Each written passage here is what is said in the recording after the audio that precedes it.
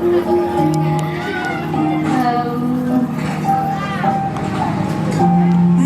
awal mengenal, saya susah menerima niat baik dia kepada saya, karena saat itu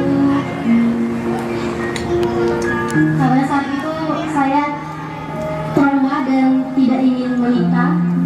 Tapi Dwinanda datang kepada saya, meyakinkan saya, menjanjikan hidup bahagia bersama saya,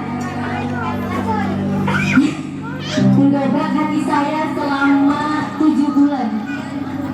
Maaf, 5 bulan.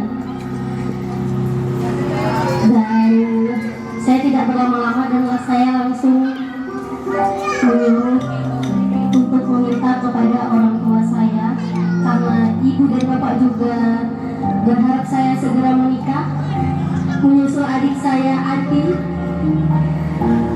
Bismillah, dengan izin Allah dia membuktikan perjalanan cinta, membuktikan keyakinannya kepada saya, sendirian datang ke Aceh melamar saya di depan keluarga banyak orang.